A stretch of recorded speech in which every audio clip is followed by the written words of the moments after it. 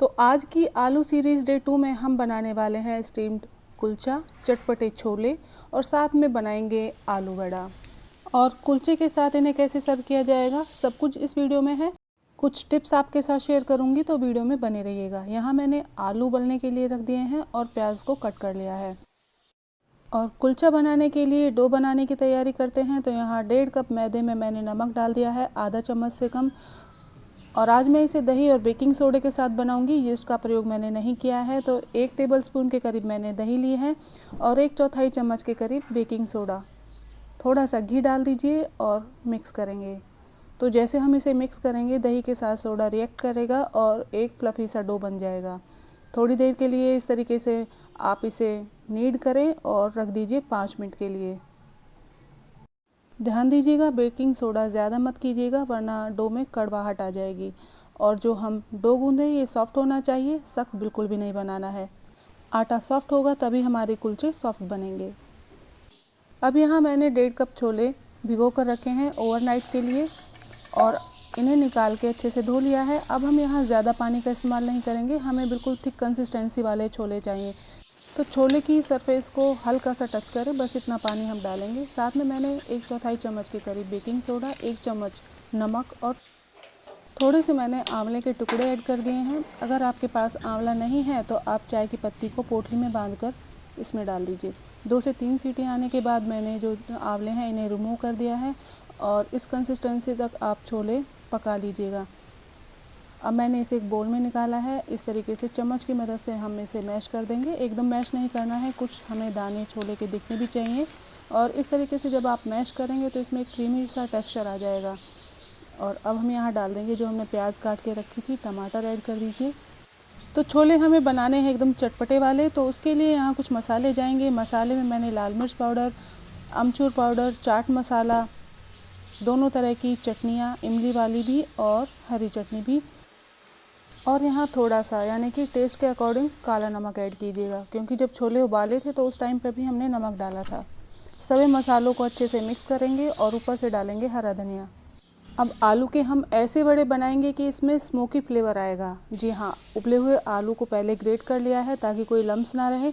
और यहाँ मैंने एक छोटा सा कोयले का टुकड़ा लिया है, वहाँ थोड़ा सा देसी घी डाल के ढक दिया है ताकि जो इसका फ्लेवर है, जो सुगंध है, पूरे आलू में अच्छे से मिक्स हो जाए। तब तक हम बैटर तैयार कर लेते हैं। तो बैटर के लिए यहाँ मैंने आधा कप के करीब बेसन लिया है और यहाँ कुछ मसाले डाले हैं। मसाले में लाल मिर्च पाउडर, हींग, साबुत धनिया, धनिया पाउडर और नमक स्वाद अनुसार, ये चीज़ें डाल के एक अच्छा सा घोल तैयार कर लेंगे।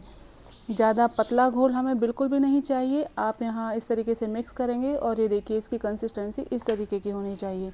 तो बैटर भी तैयार है। स्मोकी वड़ा बनाने के लिए इसमें धुंगार तो अच्छे से लग गया है। अब डालेंगे कुछ मसाले। तो मसाले में मैंने धनिया पाउडर, लाल मिर्च पाउडर, थोड़ा सा जीरा ऐड किया है और साथ में डालेंगे हींग और गरम मसाला।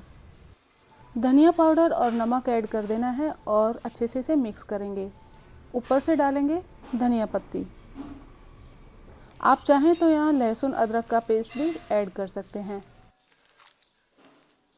तो अच्छे से मिक्स कर देंगे। वड़े बनाने के लिए हमारा ये आलू का जो मिश्रण है तैयार हो गया है और इस तरीके से आप बॉल बना लीजिए। छोटे छोटे साइज़ की मैंने इस तरीके से बॉल बना ली हैं। अब एक बॉल डिप करते जाएंगे और फ्राई करते जाएंगे। तो उससे पहले आप ऑयल को अच्छे से गर्म कर लीजिएगा। मीडियम हॉट ऑयल रखेंगे और यहाँ एक एक करके वड़े डाल देंगे। इन्हें थोड़ा मीडियम फ्लेम पर ही पकाना है। हाई फ्लेम पर पकाएंगे तो अच्छे से क्रिस्पी नहीं बन पाएंगे। और अगर ठंडे ऑयल में आपने इन्हें डाल दिया तो सारा ऑयल ये अब्जॉर्ब कर जाएंगे। तो इस चीज़ का आप ध्यान रखिए, पहले अच्छे से ऑयल को गर्म करना है। तो इस तरीके से ये वड़े भी तैयार हो गए हैं। पर ये हैं बहुत स्पेशल वड़े। आप एक टेस्ट करके देखिएगा, आपको समझ में आएगा, इसका टेस्ट बिल्कुल अलग होगा। अब इनमें अच्छा गोल्डन कलर आ गया है, इन्हें मैं निकाल लूँगी। तो वड़े भी हमारे तैयार हो गए हैं और एक वड़ा मैं आपको तोड़ के भी दिखाऊंगी। आपने आवाज़ सुनी क्या? अगर आपको और भी ज़्यादा क्रिस्पी बनाने हैं तो 2 बार फ्राई कर लीजिएगा। तो डो को मैंने 5 मिनट के लिए रेस्ट पर रखा हुआ था। यहाँ आप देख सकते हैं डो प्रॉपर तरीके से तैयार हो गया है। अब थोड़ा सा हाथों में घी लगाएंगे और एक बार इसे मैश करते हुए नीड कर लेंगे। घी लगाने से आटा हाथों में नहीं चिपकेगा और एक बहुत अच्छा सा डो बन के तैयार हो जाएगा।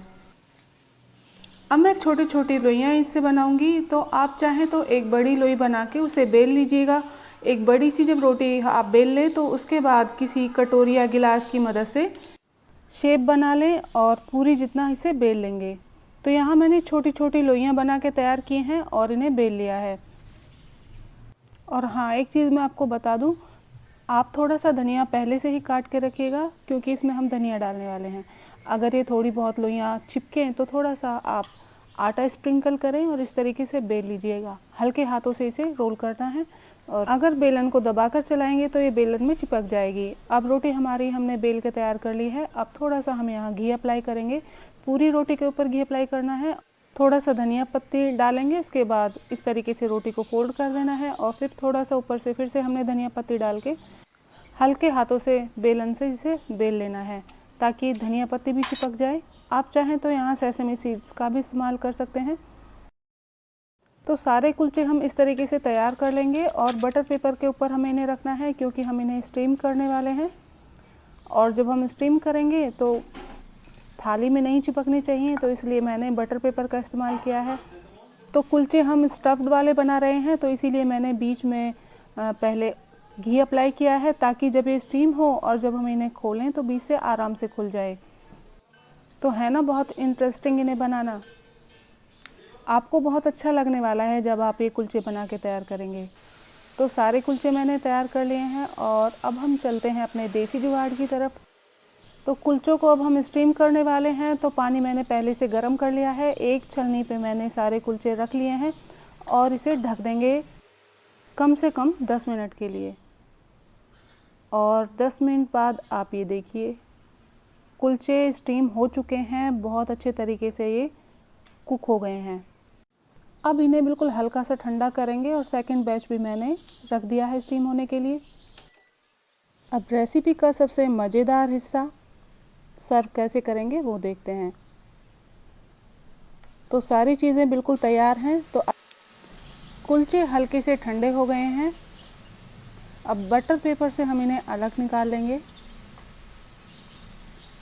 अब हमें कुलचे स्टफ करने हैं, तो कैसे करेंगे आइए देख लेते हैं। इस तरीके से आप खोलेंगे तो बड़े आराम से निकल जाएंगे। अब हम यहाँ चटनियाँ लगाएंगे। मैंने हरी चटनी और इमली वाली चटनी दोनों लगा दी हैं। साथ में डाला है छोले और वड़ा। ये सबसे इंटरेस्टिंग पार्ट है इस वीडियो में कि वड़े के साथ कुलचे कैसे लगेंगे। एक बार ये रेसिपी आपको ट्राई कीजिएगा, फिर मुझे कमेंट करके बताइएगा कि आपको ये वीडियो कैसी लगी। स्टीम्ड कुलचे के साथ आलू वड़ा कैसा लगा आपको, ये मुझे कमेंट करके ज़रूर बताइएगा। और इसे ट्राई करना तो बनता है। आपको वीडियो अच्छी लगे तो प्लीज़ लाइक शेयर सब्सक्राइब करना, और प्लीज़ बताइए कि आलू सीरीज़ के लिए नेक्स्ट रेसिपी क्या लेकर आऊँ। तो फिर मुलाकात होती है नेक्स्ट वीडियो में नई रेसिपी के साथ। तब तक के लिए बाय बाय।